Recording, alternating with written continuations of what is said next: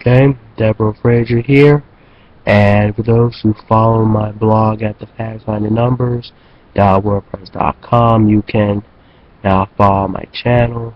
Going to recap yesterday's games and then preview tonight's premier matchup, Saints at Seahawks.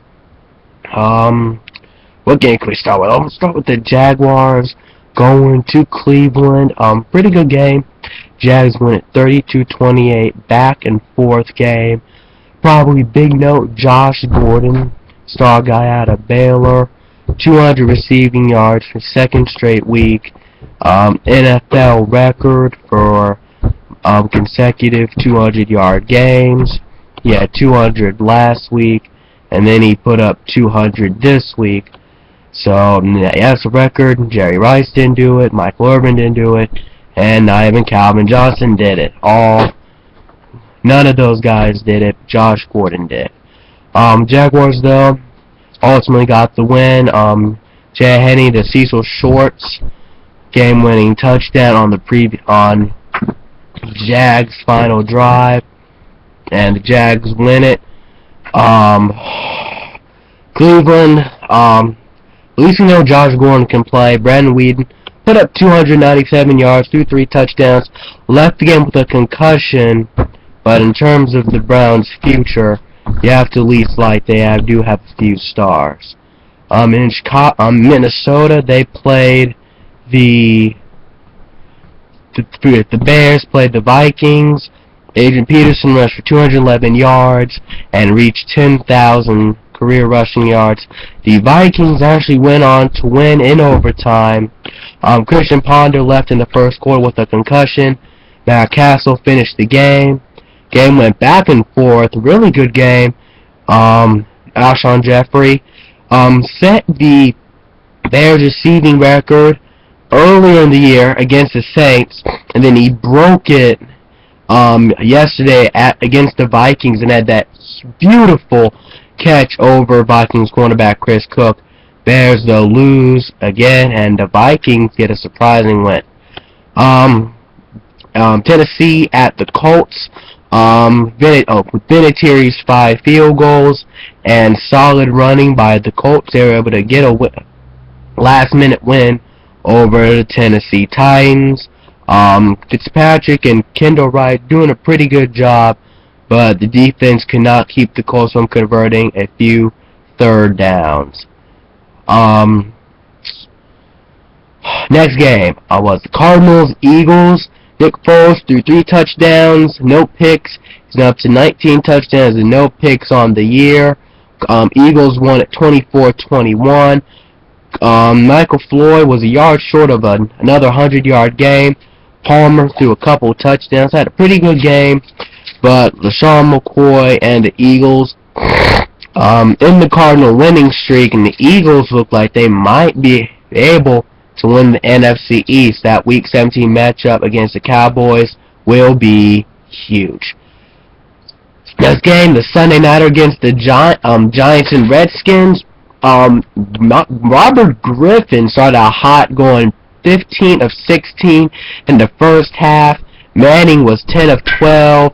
Then the second half, the Redskins pretty much fell flat, and with Justin Tuck getting, I believe, 4 sacks, his presence was able to keep the Redskins from advancing, and along with a really weird call in the fourth quarter, the Giants were able to get the win, and the Giants started 0-6 are still in the hunt. Although the Panthers and and I believe the 49ers wild card, they're probably not going to get it, but it is very possible that they might. Next game, the Patriots and Texans. Texans went up, I believe, 17-7 at halftime. The Patriots win at 34-31, back and forth game. Ben Tate for the Texans rushed for 106 yards and 3 touchdowns. Tom Brady, though, passing for over 300 and throwing a couple scores, one to Gronk, one to Edelman. And another note, Robin Gronkowski had a 50-yard catch, which tied a career long. Texans have 10 straight losses and are complete control of #1 pick for next year. Patriots struggled in the first half, but they were able to get the rhythm in the second half. They were able to get a win. They're now second seed. Kansas City and Denver. KC went to halftime with a 21-7 lead and exited with 35-28 loss. Decker, 8 catches, 174 yards, 4 touchdowns. Byrne continually beating the guy opposite him, Chiefs rookie quarterback Marcus Cooper, who started off well, but he struggled past few weeks.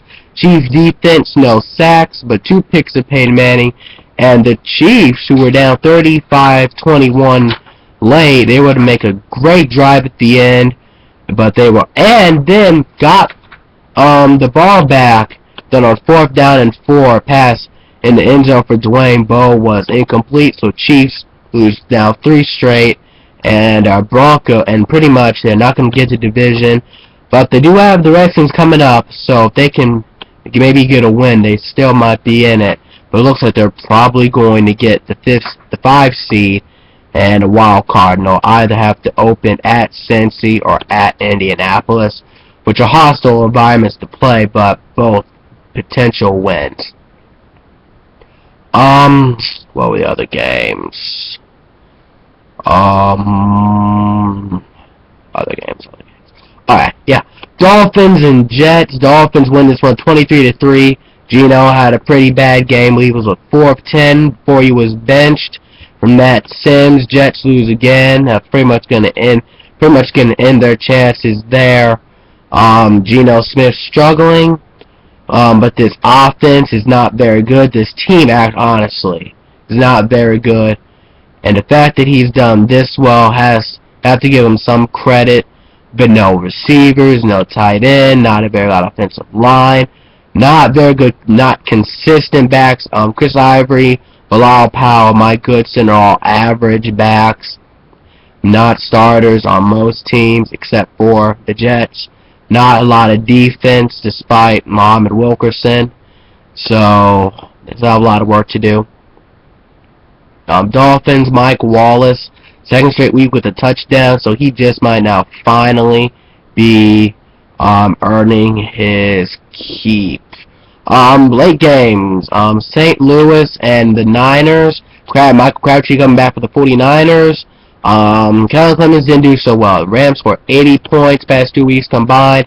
Put a big ol' 6 on Sunday. Kaepernick looked a little bit like the old Kaepernick, finding Crabtree, Vernon Davis, and Anquan Bolden. And Frank Gore was able to run the ball well. Niners now the 6th seed in the NFC. Carolina playing Tampa Bay. That didn't expect that game to be very hard. Could have been a trap game, but Carolina wins the 9th straight game, 24-6 over the Buccaneers. Cam Newton having a great game.